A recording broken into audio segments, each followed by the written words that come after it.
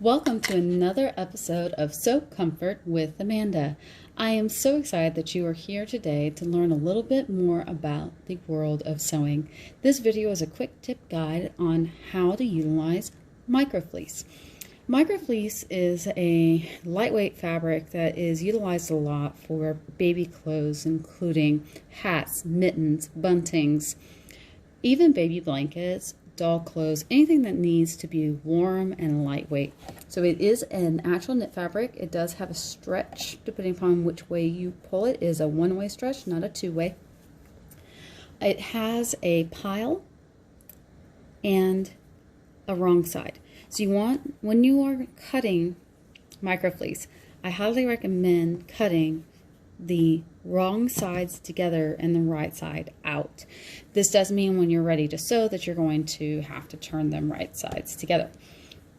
The reason for this is that microfleece moves at two separate rates because it is a knit. So you want to make sure that when you're cutting, you have the best possible chance of keeping your fabric flat. So having wrong side actually keeps that fabric as flat as possible.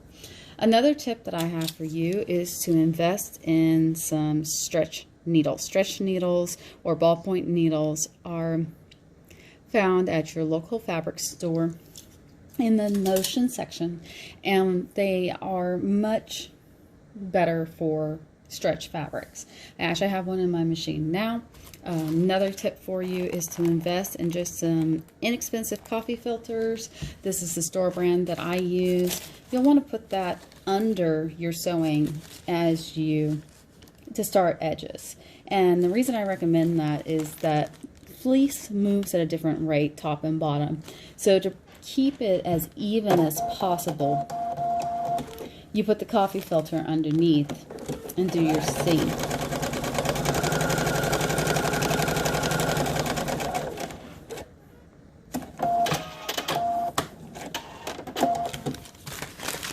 And then when you're done, you just rip out the coffee filter.